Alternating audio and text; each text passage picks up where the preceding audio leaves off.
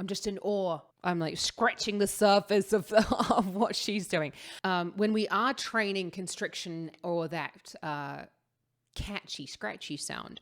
Kia ora and welcome back. My name's Zoe Stebe, your vocal coach for today. And in today's video, we're going to be taking a look at part 2 of Yebba's Tiny Desk concert for MPR. We're going to have a look at distance. Let's get to the video. Before I get to Yebba, I just wanted to say thank you for being here to obsess about vocal technique with me. Yebba's incredible. She's amazing. All hail Yebba and her vocal technique. But if you're looking to get started in your singing journey, or you've been looking around and you're like, I'm so confused with how I can improve my voice as a beginner, then check out the link in the description below, because my Fundamentals of Singing course, check it out. There's a massive 50% off for my incredible YouTube community. You guys are awesome. Let's geek out about Yebba. Okay, distance. Go ahead.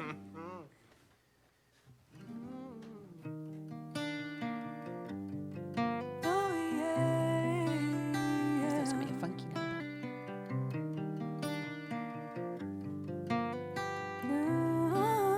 Sing it, oh yeah, yeah.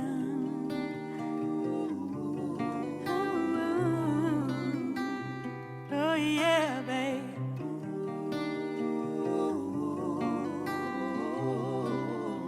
Take me back to the distance.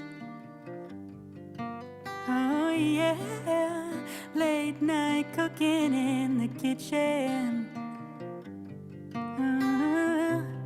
Dirty dancing in my room, and sending my love all over you.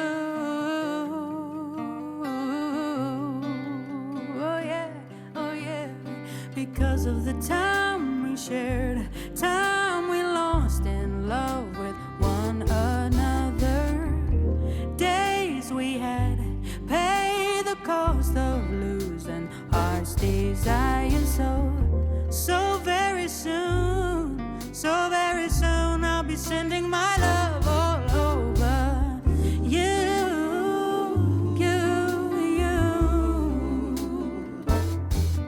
Oh, I still get so lost in the feeling.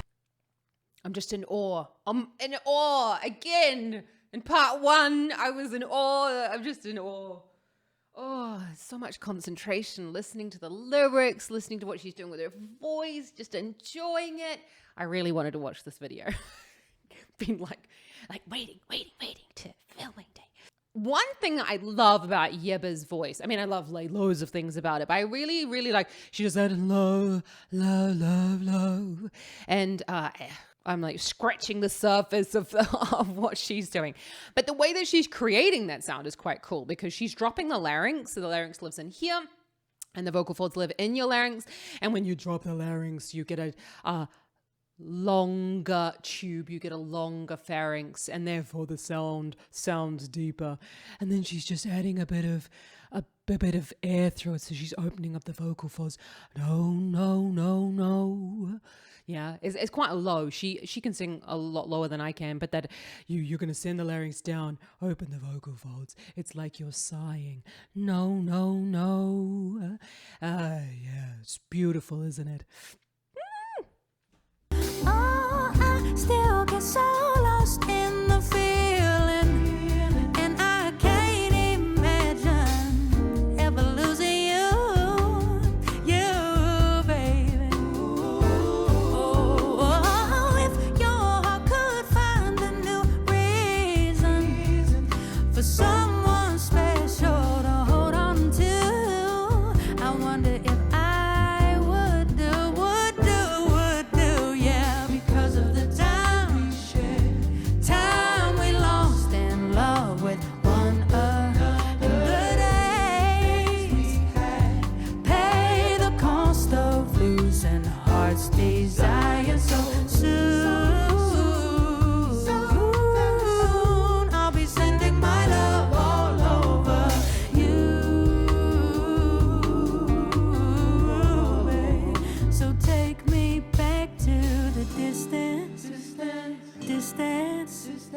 Oh yeah, late night cooking in the kitchen.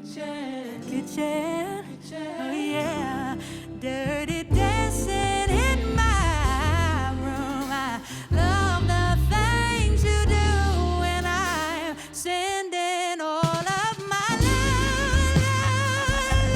love to you, baby. Hey, I'll be sending all my, sending my love all over. I'll be sending all my, Okay, I'm so sorry. I just realized like I'm just enjoying this and I'm not. And I'm not like, I want to talk about what she's doing with the vocal technique. Did you hear though when she went up for that high note? Again, I'm not an ENT surgeon. I wouldn't even comment on what that could be. Could be a lot of different things, as I talked about over in my first Yebba video for stand. But I wouldn't suggest that you try and bring that degree or that type of scratch into the sound when you're going further up in the range. Keep the volume right down if you are looking to bring in a little bit of that scratch or catch into there. But just be really wary about pressure, because the function of the larynx itself is actually not designed for singing, okay? It's also not designed for speaking. That is something that has evolved. It is a learned thing that we as humans have evolved to do. But the actual function and the reason why we have a larynx, and actually most mammals have larynges as well. So like my dog has a larynx, yeah, your cat has a larynx. The reason is because when we swallow, the larynx closes to protect the airway, okay? Because when food comes in here, that's like obviously a no-go. And it's also to build up strength. So if you've got to lift something heavy, I don't know, my keyboard's not very heavy, but to go, but with the true vocal folds close and the false vocal folds close, and it builds up pressure. Now, when we build up pressure, we also, and tension, it spreads. So it spreads to our arms, our hands, our legs, our bum, it spreads everywhere, but it also spreads to the rectus abdominis. So abdominal muscles help us build up strength. So it stands to reason if we close everything within the larynx, we're going to build up pressure here. And at the same time, we're also going to push more air out of the lungs, aren't we? So it's just going to create a big tension mess. So that's why when we're doing things like this, what we train with the false vocal folds, which are those flaps of skin that sit above the true vocal folds, again, as part of this protection mechanism for the lungs. When we are training constriction or that catchy, scratchy sound, we do it at really low effort levels at the level of the vocal folds, but we use our back muscles and our head and neck anchoring in order to stabilize the larger muscles to stop them from bringing in that whole protection mechanism for the throat. So you might find that when you're trying stuff like this, you might cough, you might find that it hurts. I don't know, could be those things. That just means that your vocal folds are like, dude, too much pressure. So keep the volume low. Watch out for any tension build up. Keep the abdominal muscles nice and relaxed. Yeah, let the belly out, but keep the chest nice and high. And again, volume really low. And then you might have more success with a bit of scratch, but kind of sounds a bit scratchy to me, like in a non-meant to be scratchy way. Sending my love all over. I'll be sending all my, sending all my, sending all my, sending my love all over. Sending all my love, sending my love all over. I'll be sending all my, sending all my, sending my love all over you. Sending my love all over.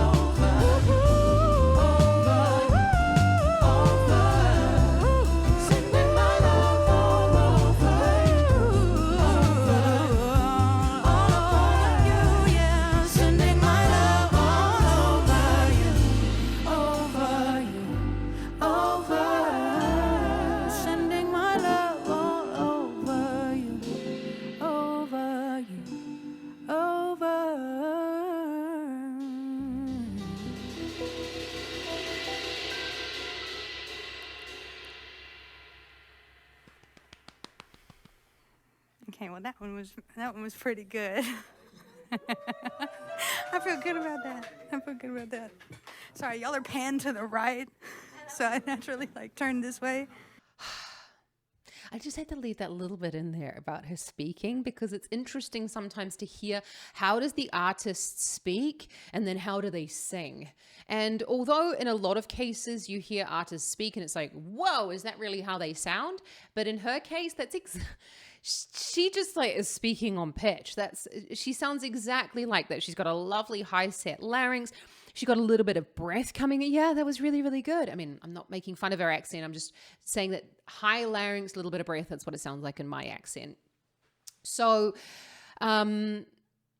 I had to point it out though, because did you notice that that's where she went loud? And you could see that she went right away from the microphone and she pointed her head up a little bit. Now, when you raise the chin a little bit, I'm not talking looking up here, but just ever so slightly raising the chin as if you're sort of looking out to the horizon, or sort of going to call for someone, or buy me a coffee too, or a beer, probably more like it, then you're actually creating more space here at the back of the pharynx, so the back of the throat, in order to get those vocal folds nice and thick, high larynx, and it helps you sometimes reach those pitches. Now, important as well that the tongue is really high, but if you want to learn a little bit more about tongue placement for singing, then I am giving away a freebie, so check out the link in the description below for the free link to get the tongue placement lecture from my Fundamentals of Singing course, because I just think it should be out there for everybody. The tongue plays such an important role in singing. Yeah, if you're a singer, then you know what I'm talking about. If you're someone who hasn't experienced, the first couple of singing lessons and doing the tongue placement exercises, when you're through that initial learning phase, you're like, holy shit, how did I ever pull my tongue right back in my throat? Ever. Just makes things way easier.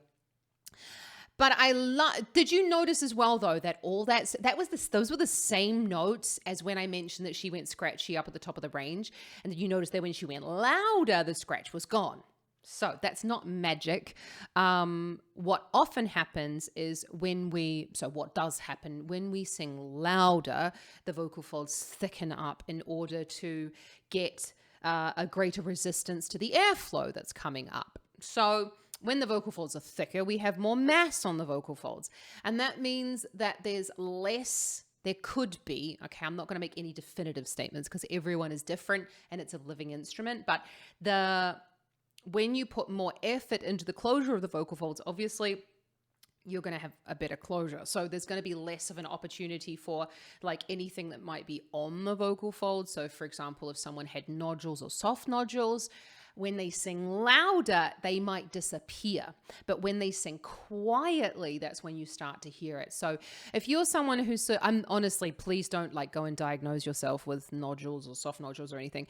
I just recommend that if you're having trouble with any part of your range, my first piece of advice for anyone starting singing is if you feel like there's something up and you feel like there's a loss of function, then go and get it checked out by an ENT surgeon, because you've got to get a camera down there. You've got to check it out. There's no shame in it. We've got to take all the shame away from vocal injuries. A lot of the time, it's nothing to do with your actual vocal technique, and it's got everything to do with maybe you sang on a cold, maybe you've got a cold, maybe you took an aspirin before you sang. I don't know. It could be loads of things.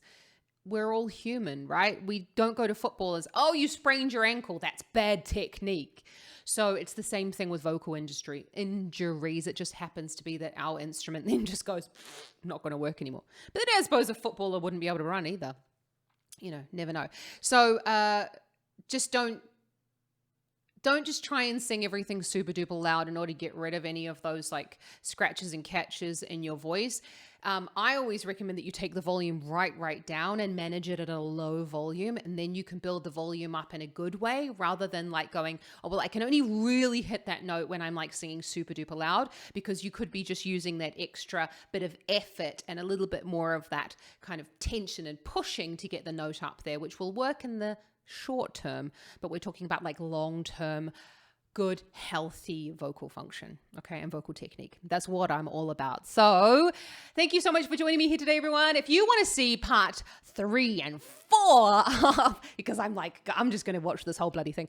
If you want to see the other parts of the Yebba Tiny Desk concert reaction analyses, then don't forget to hit that subscribe button, ring that bell, and give this video a big thumbs up because I'd love to see you back here for part 3. I can't wait. Have an awesome rest of your day. Happy singing, everyone. And much love. Oh, Yebba.